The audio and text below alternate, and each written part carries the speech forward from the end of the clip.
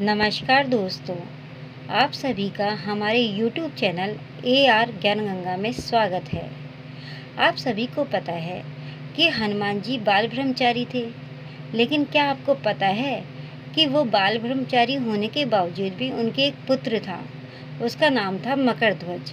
आज हम उसी मकरध्वज की कथा सुनेंगे, क्योंकि मकरध्वज की कथा सुनने और हनुमान जी की आराधना करने से हमारे सभी कष्टों का नाश होता है और हमारी सभी मनोकामनाएं पूर्ण होती है। आइए स्टार्ट करते हैं मकरध्वज की कथा। वाल्मीकि रामायण के अनुसार लंका को जलाते समय आग की तपिश के कारण हनुमान जी को बहुत पसीना आ रहा था। इसलिए लंका दहन के बाद जब उन्होंने अपनी पूंछ में लगी आग को बुझाने के लिए समुद्र में छलांग लगाई तो उनके शरीर से पसीने की एक बड़ी सी बूंद समुद्र में गिर पड़ी। उस समय एक बड़ी मछली ने भोजन समझकर वह बूंद निगल ली। उसके उदर में जाकर वह बूंद एक शरीर में बदल गई। एक दिन पाताल के असुर राज हरि अहिरावण के सेवकों ने उस मछली को पकड़ लिया। जब वे उसका पेट चीर रहे थे तो उसमें से एक बानर की आकृति का एक मनुष्य निकला। वे उसे अहिरावण के पास ले गए। अहिरावण ने उसे पातालपुरी का रक्षक नियुक्त कर दिया। यही वानर हनुमान पुत्र मकरध्वज के नाम से प्रसिद्ध हुआ। जब राम रावण युद्ध हो रहा था तब रावण की आज्ञा अनुसार अहिरावण राम लक्ष्मण का अपहरण कर उन्हें पातालपुरी ले गया। उनके अपहरण से वानर सेना भयभीत व शोकाकुल हो गई, लेकिन विभीषण ने यह भेद हनुमान जी के समक्ष प्रकट कर दिया। तब राम और लक्ष्मण की सहायता के लिए हनुमान जी पातालपुरी पहुँचे। जब उन्होंने पाताल के द्वार पर एक बानर को देखा तो वे आश्चर्यचकित हो गए। उन्होंने मकरध्वज से उसका परिचय पूछा। मकरध्वज अपना परिचय देते हुए बोला, मैं हनुमान पुत्र मकरध्वज हूँ और पातालपुरी का द्वारपाल हूँ।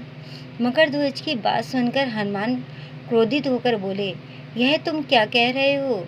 दुष्ट, मैं बाल ब्रह्मचारी हूँ, फिर भला तुम मेरे पुत्र कैसे हो सकते हो?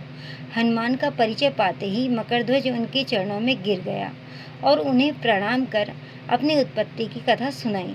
हनुमान जी ने भी मान लिया कि वह उनका ही पुत्र है, लेकिन यह कहकर कि वे अभी अपने श्री राम और लक्ष्मण को लेने आए हैं। जैसे ही द्वार की ओर बढ़े वैसे ही मकरध्वज उनका मार्ग रोकते हुए बोला, पिताश्री, यह सत्य है कि मैं आपका पुत्र हूँ, लेकिन अभी मैं अपने स्वामी की सेवा में हूँ, इसलिए आप अंदर नहीं जा सकते। हनुमान ने मकरध्वज को अनेक प्रकार से समझाने का प्रयास किया, किंतु वह द्वार से नहीं हटा। तब दोनों में घोर युद्ध शुरू हो गया। देखते ही देखते हनुमान जी उसे अपनी पूंछ में बांधकर पाताल में प्रवेश कर गए। हनुमान सीधे मंदिर में पहुँचे जहाँ अहिरावण राम लक्ष्मण की बलि देने वाला था।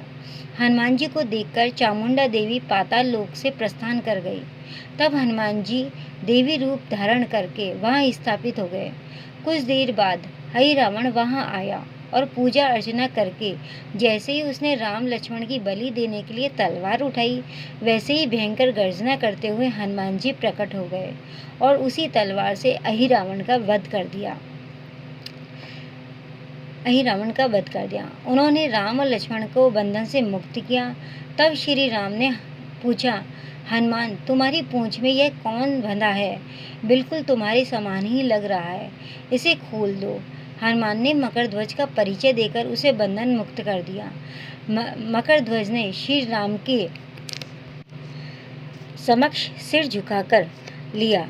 तब श्री राम ने मकरध्वज का राज्याभिषेक कर उसे पाताल का राजा घोषित कर दिया और कहा कि भविष्य में वह अपने पिता के समान दूसरों की सेवा करे। यह सुनकर मकरध्वज ने तीनों को प्रणाम किया। तीनों उसे आशीर्वाद देकर वहां से प्रस्थान कर गए। इस प्रकार मकरध्वज हनुमान पुत्र कहलाए। जय श्री कृष्ण।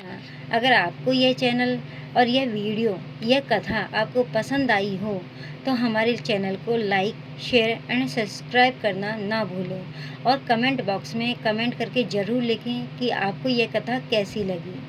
और भी आपके कोई सुझाव हो तो वो भी हमें बताएं कि आप किस तरह की कथा और क्या सुनना पसंद कर रहे हैं। जय श्री कृष्ण।